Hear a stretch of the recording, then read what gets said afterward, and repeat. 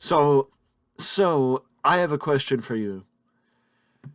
I have a question, and my question is, do you think that the WWE Women's Division is weak at the time?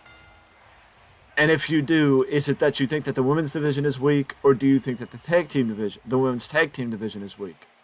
And I'm not just talking about the main roster, but also on NXT.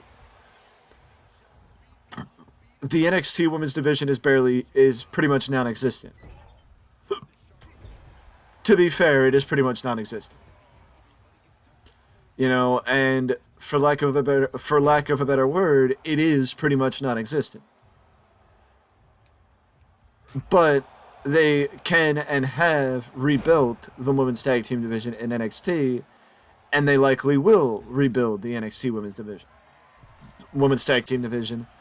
But they just needed some time to rebuild the women's singles division, or the singles division in NXT.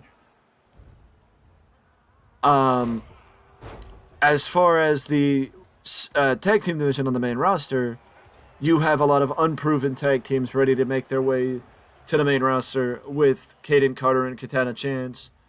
And of course, Isla Dawn and Alba Fire also making their way to the main roster with the draft. But the question is, will their status as NXT Tag Team Champions prevent them from making their way to the main roster right out of the gate? And I think that it should stunt their time on the main roster at least right out of the gate, because their focus, or the creative focus for Isla Dawn and Alba Fire, should be the fact that they're women's tag team champions in NXT, and that they need to drop those titles before making their way to the main roster exclusively. Unless they're going to be doing a unification match and having Shayna Baszler and Ronda Rousey make the move to the main roster and travel between the main roster and NXT, which I don't see them doing. But I agree with Ronda Rousey's eloquent examination of the women's tag team division, saying it's dismally shallow, and that they have seen a lot of tag teams break up over the last couple of months. I just would like to point out the amount of fun that would have been had if Shayna Baszler and Ronda Rousey could have fought Becky Lynch and Trish Stratus for the women's tag team titles, or Becky and Lita. Whomever you would say. But I think it would have been fun seeing that match, because it would have been a nice dream, or an unexpected dream match for Ronda Rousey and Shayna Baszler. But also, they need to find a way to have Ronda and Shayna be the tag team that adds prestige to the titles, because that's one of the reasons why, in my opinion, Ronda Rousey should be Women's Tag Team Champion, because her name value alone adds prestige to that title. Like when John Cena won the United States Championship, he added prestige just by holding it. He added prestige just by holding it. Ronda adds prestige just by holding it. But now her reign needs to make a difference, and the only way her reign can make a difference is if WWE gives her challengers to fight against. Speaking of challengers to fight against, Steve Maclin has by far one of the most interesting ways to find his next contender, as Impact Wrestling is ready to bring in another new gimmick match, and it is the 841 match, which I, for one, love the concept of the 841 match. I heard about it on Fightful, and I didn't know about it until now. But the 841 match is basically an 8-man tag team match, or something that starts as an 8-man tag team match, and then from there it goes to a fatal 4-way. From there it goes to a fatal 4-way between the participants. Well, let me actually be more specific. The 8-man tag team match, whatever team in the 8-man tag team match wins, causes the then it evolves into a fatal 4-way, and then the winner of the fatal 4-way will be the number one contender for the world title. I I for one think it's a very unique concept. I think it's a good idea. I think it's something that continues to separate Impact Wrestling from their competition, and is a solid way to get people's attention to show how unique Impact Wrestling is. It is set to the match is set to take place at the Against All Odds pay-per-view, and is another way to crown a new number one contender. There is a lot of viable contenders in that matchup, including Bully Ray, Nick Aldis, Jonathan Gresham, Moose, and others. But we will talk about that as we get closer to the Against All Odds pay-per-view, as I will, of course, be doing the preview for Impact Wrestling's upcoming pay-per-view event, like I did with Under Siege this past weekend.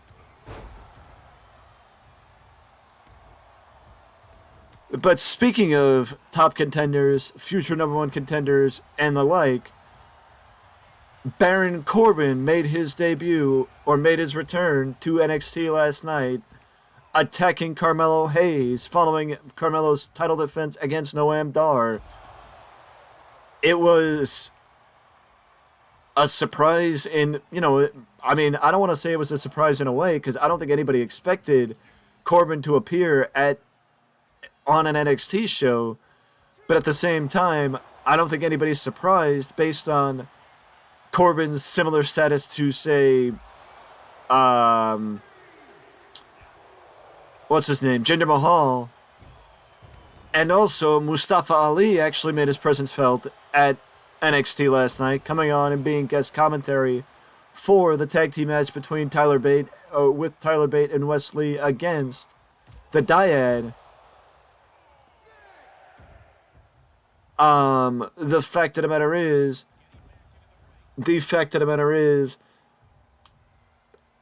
I think Mustafa Ali makes a very capable potential contender for Wesley, and a unique contender for Wesley as North American champion. And also, Baron Corbin makes a solid contender for Carmelo Hayes to establish himself as more of a viable world champion, as nobody likes Baron Corbin.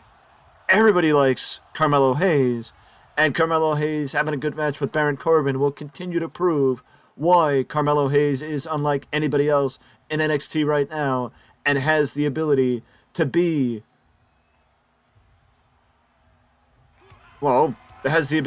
someone special. He has the ability to be someone special, and he's showing that every single time he steps in the ring in NXT. And I think he's got a future in WWE he's got a bright future in WWE as a potential future star and main eventer in WWE. But that's just my opinion. And this means that with Great American Bash in July, there will likely be a special on NXT in June, you'd figure. Otherwise, Baron Corbin may be getting a world title shot at Great American Bash on July 30th, so we may have 2 months to build a potential rivalry between Baron Corbin and Carmelo Hayes, which would be interesting to see if this means that Carmelo Hayes will actually show up on the main roster here, there, and sometimes. And also, with Mustafa Ali down in NXT this past episode, could this mean that Mustafa Ali and Tyler Bate do something, or Mustafa Ali and Wesley do something, as Wesley is, again, the reigning, defending North American champion, always looking for new contenders. Also, speaking of NXT, there has been conversation after NXT Battleground that could be the last we see of the former NXT World Champion, Braun Breaker, as well as the Creed brothers, Dijak and Ilya Dragunov. I think that between now and SummerSlam, we could be seeing the arrival of certain people on the main roster, specifically Ilya Dragunov and Braun Breaker. But the Creed brothers, I believe, are still in a feud with the Dyad. I could be wrong, but I believe that they're still feuding with the Dyad, as Ava Raine and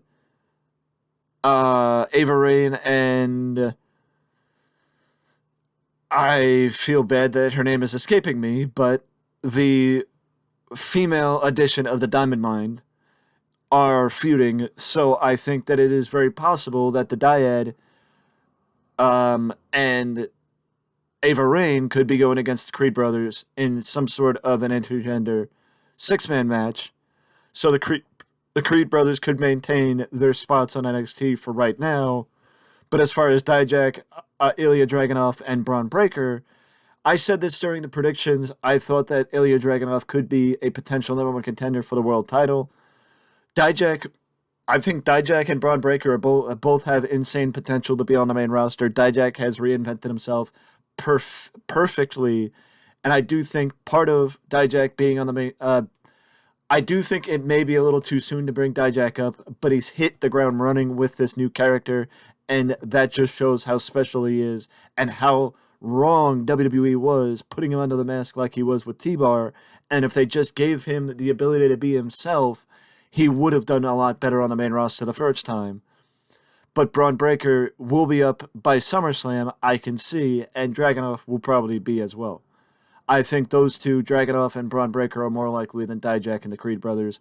But apparently those five are the most likely people to be called up sooner rather than later. And we end on some solid news, or some great news, as the last we heard about Alexa Bliss was about one of the reasons why she was off TV. But now we hear a very great reason for Alexa to be off TV. Congratulations to Alexa Bliss and Ryan Cabrera as they are expecting their first child, as Alexa Bliss announced on her Instagram that she is expecting a child. So congratulations to Ryan Cabrera and Alexa Bliss on the expected birth of their first child. And, you know, if this means Alexa's going to be out of the ring for the majority of the year, so be it. But I'm happy for her. Congratulations to the happy couple. And we end on some solid news, on some amazing news for this news video. With that being said, I will see you in the next one.